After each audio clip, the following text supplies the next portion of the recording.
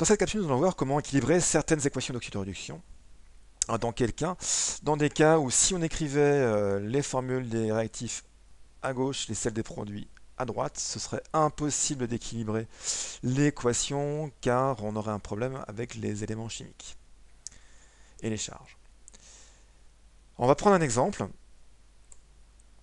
cet exercice-là, que je vous laisse consulter.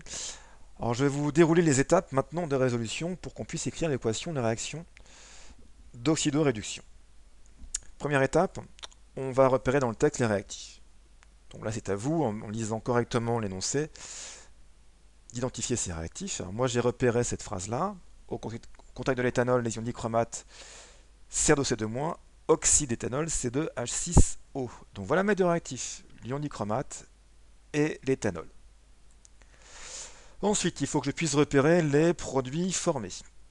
Donc pareil, on va lire le texte. Donc le dichromate oxyde d'éthanol en acide éthanoïque avec formation d'ion Cr3+. Donc voilà en gras mes deux produits de les réactions. Donc maintenant que j'ai repéré produits et réactifs, je vais ensuite repérer, là plutôt, ici, déduire les couples. Alors là, je regarde cette phrase qui est marquée dans l'énoncé, hein, et je vois que les ions dichromate oxyde d'éthanol, ça veut dire quoi? Que les ions dichromate, du coup, sont les oxydants, et que l'éthanol correspond au réducteur. Ce qui fait que mes couples sont ceux-ci. Je vous rappelle la convention. La convention, c'est oxydant slash réducteur.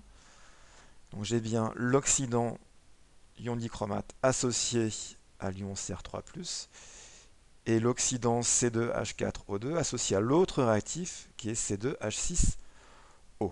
Donc on a bien une équation d'oxydoréduction avec un oxydant qui va réagir avec un réducteur. Maintenant, on va s'attaquer aux demi-équations. Alors comment on va faire? On va commencer par écrire deux demi-équations en écrivant à gauche les formules des réactifs et à droite les formules des produits. Donc comme ceci. Étape suivante, on va équilibrer les éléments chimiques. Alors, par contre, on remarque tout de suite le problème qui se pose, c'est que par exemple pour cette première demi-équation, j'ai des éléments chrome et des éléments oxygène, alors qu'à droite, je n'ai que l'élément chrome. Alors je vais commencer par équilibrer les éléments autres que H et O. Donc si je commence par ça, je vois que j'ai deux chromes là, j'en ai qu'un, donc je vais mettre un 2 devant Cr3+. Faites gaffe, hein, le 3+, c'est les charges, hein, c'est pas le nombre d'éléments. Pour le carbone, j'en ai deux, donc tout va bien. Donc voilà ma première étape. Ensuite, je vais équilibrer les éléments oxygène. Alors cette réaction a lieu dans un solvant qui est l'eau. Donc je peux rajouter des molécules d'eau à gauche ou à droite pour équilibrer ces éléments oxygène. Là par exemple, j'ai 7 éléments oxygène. Pour équilibrer ici, je vais rajouter à gauche 7 molécules d'eau. En dessous, j'ai un élément oxygène à gauche, deux éléments oxygène à droite. Il me manque un à gauche, donc je vais rajouter une molécule d'eau. Voilà à quoi ça va ressembler. Ensuite, il faut équilibrer les éléments hydrogène. J'en ai parfois avant, j'en ai rajouté certains avec les molécules d'eau. Alors comment rajouter des éléments hydrogène? On peut rajouter des ions H+. Alors pourquoi? Parce que dans l'énoncé, on vous dit que la solution de dichromate de potassium est acidifiée, donc elle contient des ions H+.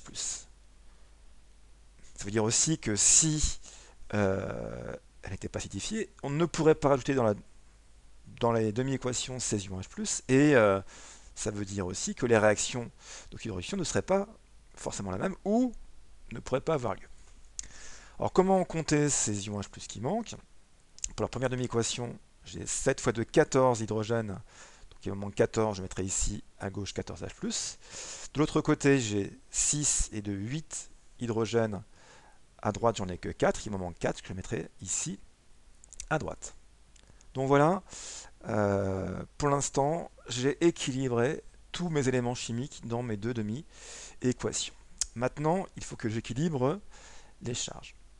Alors, une équation d'oxyde-réduction, c'est un échange d'électrons entre un oxydant et un réducteur.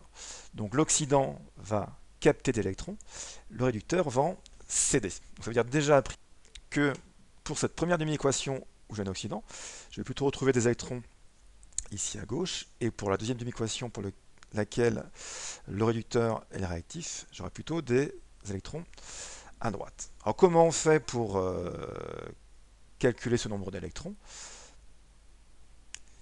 Je vais compter les charges de chaque côté. Là, j'ai en tout 2 moins 14 plus, ça me fait 12 charges plus. À droite, j'ai 2 fois 3, 6, j'ai donc 6 charges plus. C'est pas équilibré, j'en ai 12 d'un côté, 6 de l'autre. Pour équilibrer, j'ai le droit de rajouter des électrons. Pour passer de 12 plus à 6 plus, il me faut 6 électrons. Donc il faut que je mette 6 électrons ici. Pour la deuxième cas de figure, du côté gauche des réactifs, j'ai pas de charge. Du côté droit des produits, j'ai 4 plus. Donc pour équilibrer les charges plus en excès à droite, je vais devoir mettre à droite 4 électrons pour que ce soit neutre comme l'autre côté. Donc voilà ce que ça donne. J'ai bien maintenant, quand je fais la somme des charges, 2 moins plus 6 moins, ça fait 8 moins, plus 14 plus, j'arrive à 6 plus, et j'ai bien 2 fois 3, 6 plus.